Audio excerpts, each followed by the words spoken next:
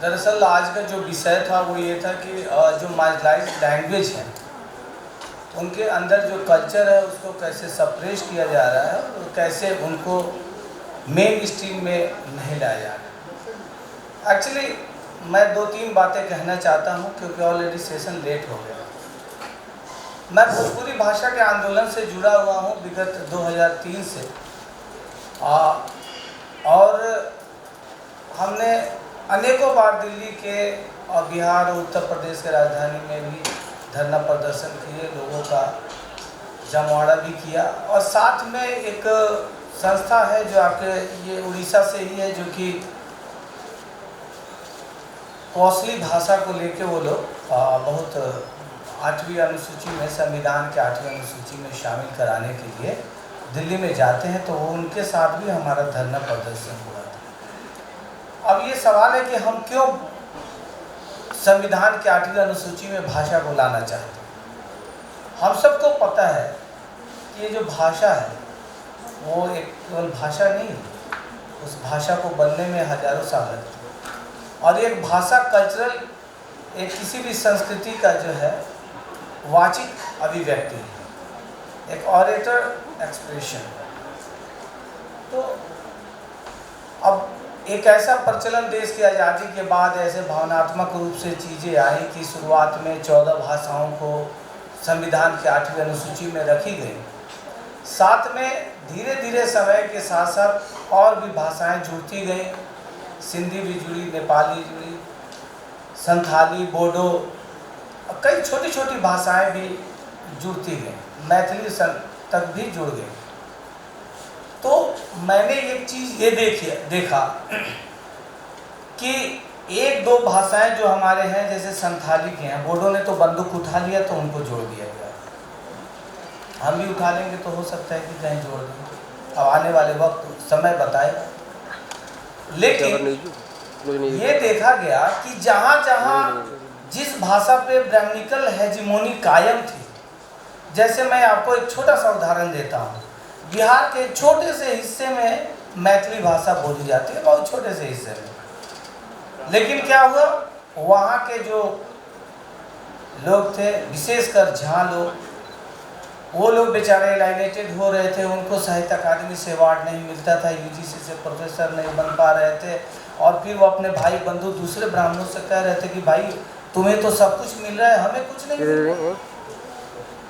तो नौकरी में, एडमिनिस्ट्रेशन में, सब जगह वो बैठे हैं।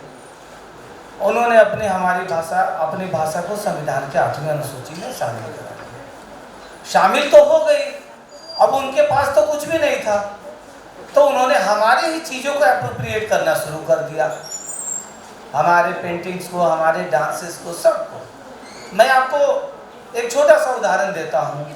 हमारे भोजपुरी भाषा जो कि कम से कम भारत में 25 करोड़ लोग बोलते हैं। गवर्नमेंट ऑफ इंडिया का ये जो लिंग्विस्टिक सर्वे है वो 1901 में भी बताया गया कि 1 करोड़ भोजपुरी बोलते थे, और 2001 में बताया गया कि 3 करोड़ बोलते थे, और 2011 की जनगणना में बताया गया कि 5.5 करोड़ बोलते थे। सवाल यह है कि जनगणना में किस तरह से गिनती की जा रही है, जब 9 स्टेट बिहार में, 13 स्टेट उत्तर प्रदेश में, 2 स्टेट झारखंड में, और उसके अलावा जो पलायन है बिहार के क्षेत्र से ज़्यादातर, आप देखिएगा।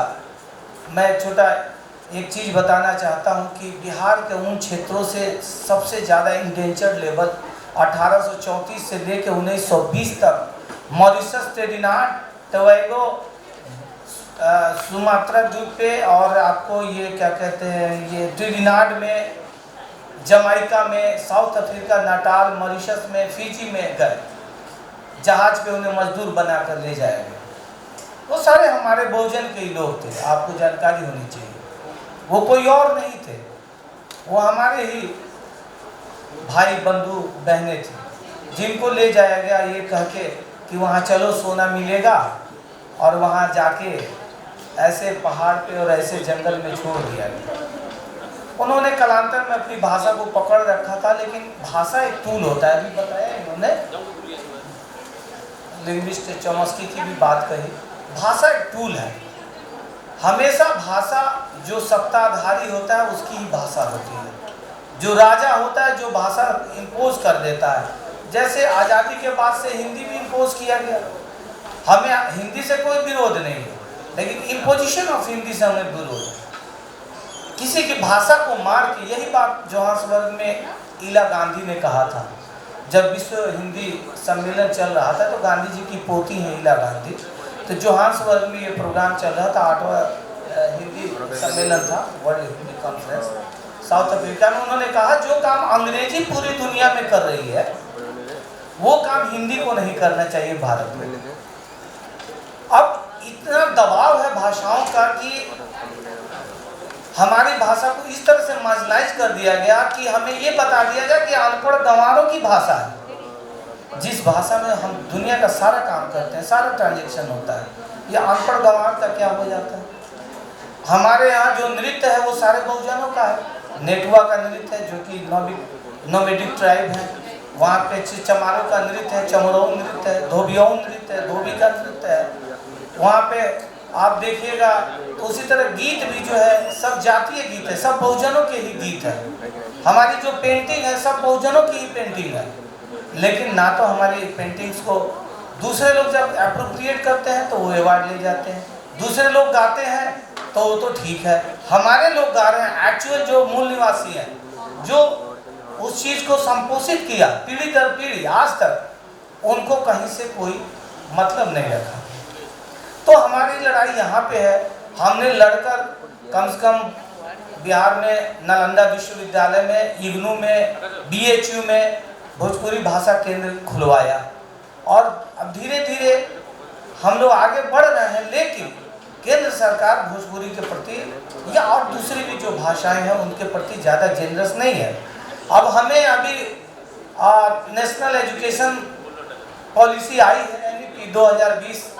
अब इस 2020 के अंतर्गत मैं 2-3 फैक्ट बता देता हूँ कि भाषा के ऊपर इतना ढिढोरा पीटा गया, इतना कि प्राथमिक स्तर पे पढ़ाई होगी, एलिमेंट्री लेवल पे आपकी अपनी भाषा में पढ़ाई होगी, आपके माँ बाप की भाषा में पढ़ाई होगी।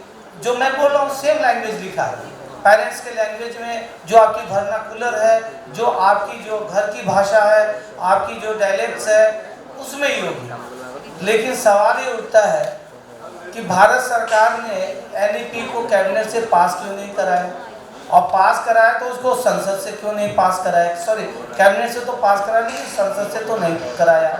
दूसरी बात जो इंटरेस्टिंग है इसमें कि जो नेशनल एजुकेशन पॉलिसी के अंदर भाषाओं के ऊपर इतना बड़े बड़े ढिढोरे पीटे गए, उसमें गवर्नमेंट ऑफ इंडिया ने बोल दिया है कि हम एक सिंगल पेनी नहीं देंगे। स्टेट चाहे तो लागू कर ले, नहीं चाहे तो कोई बात नहीं। यानी कि केंद्र सरकार को हमारी भाषा के प्रगति या उसको किसी तरह से प्रिजर्व करना, प्रोपगेट करना, या उस भाषा के अंदर काम करने वाले लोगों को पढ़ाई लिखाई के लिए एवेन्यूज देना, वो कुछ भी नहीं है।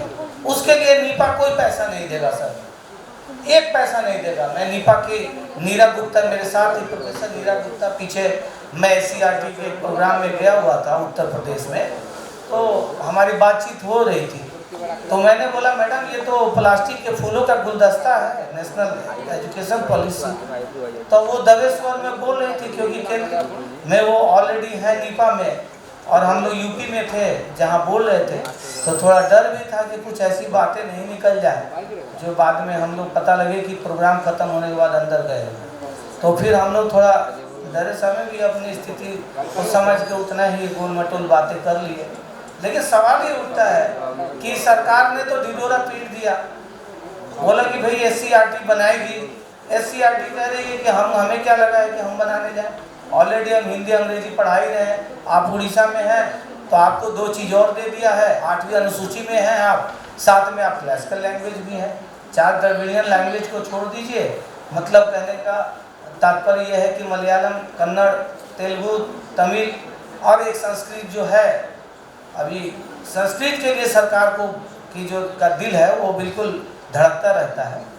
कोरोना में जब सारे लोग मर रहे थे तो केंद्र सरकार ने 2 संस्कृत के विश्वविद्यालय सेंट्रल यूनिवर्सिटी बना दी। सारे लोग जो है अपना अपना जान बचा रहे थे और सेंट्रल गवर्नमेंट जो है 2 केंद्रीय विश्वविद्यालय बना चुकी थी। तो मेरा कहने का तात्पर्य है कि हम लोग अगर अपनी भाषाओं को बचाना चाहते हैं, अगर हम अपनी भाषाओं के की जो अंदर जो भी हमारे पेंटिंग्स हैं, नृत्य हैं, गीत हैं, या जो हमारे कल्चर का पार्ट है, अगर हमको बचाना है तो सबसे पहले हम लोगों को जागरूक होना पड़ेगा।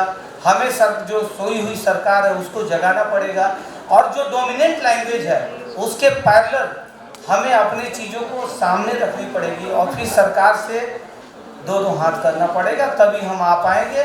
नहीं तो हमारी भाषाओं को दबाने के लिए सारे षड्यंत्र सरकार द्वारा रचे गए हैं। बड़ी भाषाओं के आड़ में सारी छोटी भाषाओं का दमन हो रहा है। दुनिया का एक रिपोर्ट है, शिकागो यूनिवर्सिटी में ये इधर साउथ एशियन लैंग्वेज के एक्सपर्ट है विट्टी कॉक्स, तो शिकागो यूनिवर्सिटी में है। वो कहते हैं कि जब सारी दुनिया में छोटी छोटी भाषाएं मर रही हैं, जो क्रोनिक कैपिटलिज्म है और जो मीडिया का दबाव है, मीडिया क्या करती है, एक दो भाषा को बढ़ाती है। हिंदी क्षेत्र में हिंदी के चैनल, थोड़े बहुत अंग्रेजी के चैनल, बाकी किसी चीज़ों के चैनल नहीं है। उन सब के बीच में भी इंडियन डायस्पोरा में जो भोजपुरी का डायस्पोरा है, जो इंटरनेट है, इन सब के माध्यम से दुनिया में छोटी छोटी भाषाएं मर रही हैं क्रोनिक कैपिटलिज्म से। लेकिन भोजपुरी एक जो है रोबस्टली ग्रोइंग लैंग्वेज है। वो इसलिए है कि भोजपुरी के लोगों ने अपनी भाषा के महत्व को समझा और उसके साथ अपने भावनाओं को जोड़ते हुए उसमें लगे हुए कि हम अपनी भाषाओं को बचा सकें। मैं भी आपसे यही अनुरोध करता हूं कि हम छोटी छोटी जो हमारी भाषाएं हैं, जो बहुजन की भाषाएं हैं, उसमें हमारे पुरखों के अनुभव हैं, कई तरह के अनुभव हैं। अगर हम नहीं बचाते हैं तो एक समय आएगा कि वो सारे अनुभव खत्म हो जाएंगे। तो हमें इसे बचाना बहुत आवश्यक है। इन्हीं शब्दों के साथ मैं अपनी वाणी को विराम देता हूँ। धन्यवाद।